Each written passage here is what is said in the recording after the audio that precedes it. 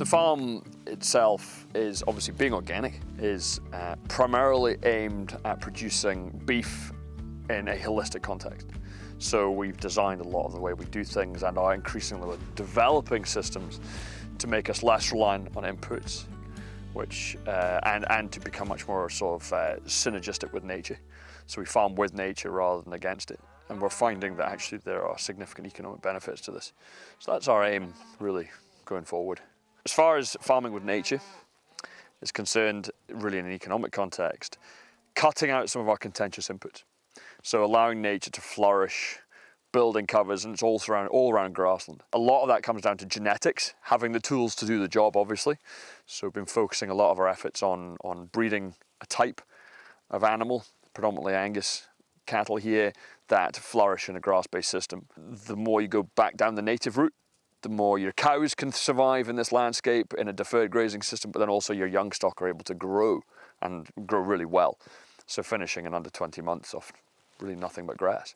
So the economic, yes, so we're not buying any grain, we're making limited silage now, making hay and making best use of deferred grazing for overwintering, stood hay, reducing costs and optimizing output. A lot of the landscape behind you was fairly open.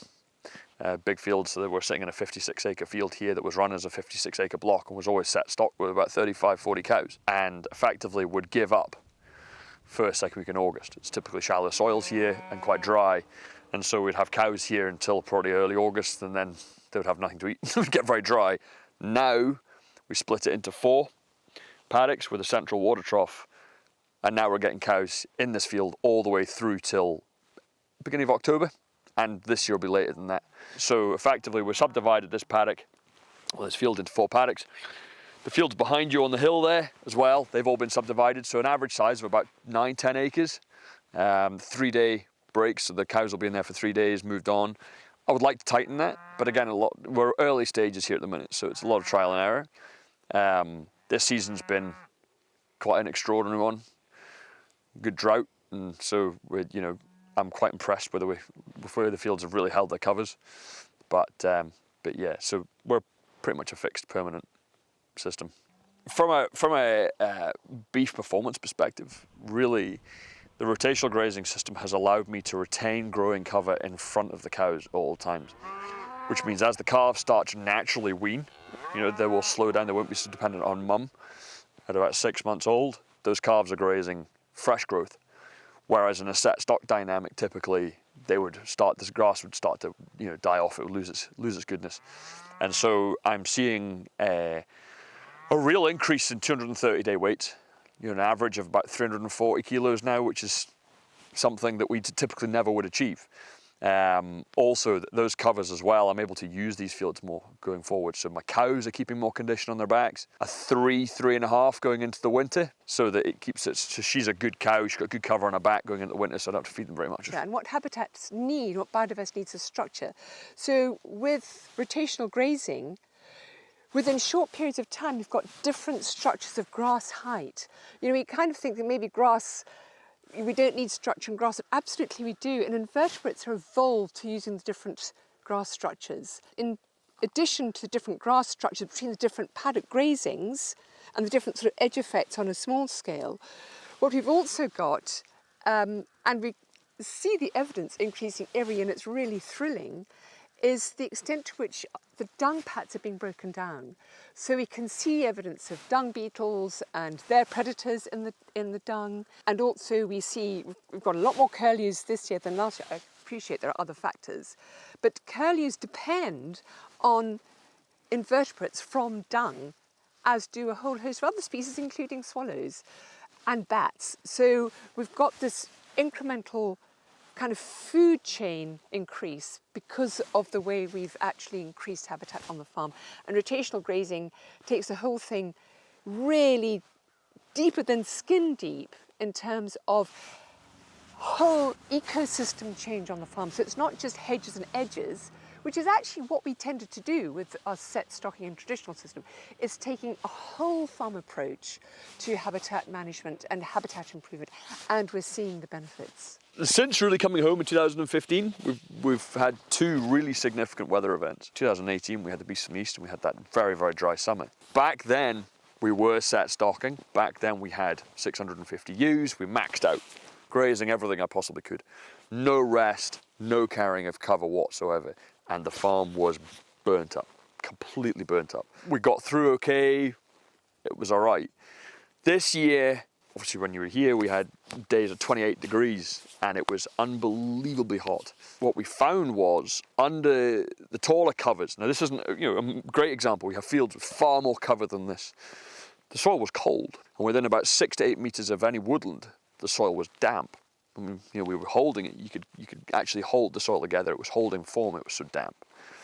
And so it's really changing my mindset, because actually we've now got grass. So as soon as you get a bit of rain, it just explodes, and it's held its cover all summer, regardless of the heat. And I think that's something really to take away from this, is that with climate change and a need for environmental restoration, it goes hand in hand, because the more us as stock farmers can become resilient to extreme weather, the better going forward. And so these high cover paddocks, which would have typically been seen as a waste, going forward actually allow us to keep grazing for way longer in the season. And if you get your genetics right, and we're working with a more native type, and really, good thick belly, easy converters of grass, hardy, resilient, regardless of the breed, really, it's that type. We can continue to cut cost and become really resilient across the sector, really. So rest of the rotation is a real biodiversity benefit, because A, it allows herbaceous plants to flower, and if they're flowering, then of course they're open to pollinators. B, it also allows grasses to flower, and there are invertebrate cycles that relate to both grasses and herbs flowering. And the other benefit is that if you allow grasses to come to seed, the seed is a really important source of food for seed-eating birds. So you get this constant rotation and provision of food for wildlife.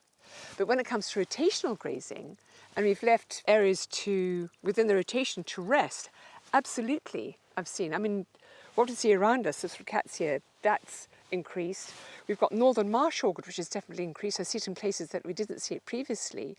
And a grass that you can't really see evidently here is the Trisetum flavescens, which is the golden oat grass. You see a lot more of that in a rotational system. A field that's been left to defer, and you've allowed the grass and all the herbs in that grass grow tall, become rank, and sort of start lodging, if you like, is A, you're allowing the seeds and herbs to come to full flower, so there's always a seed resource in there for seed-eating birds and invertebrates.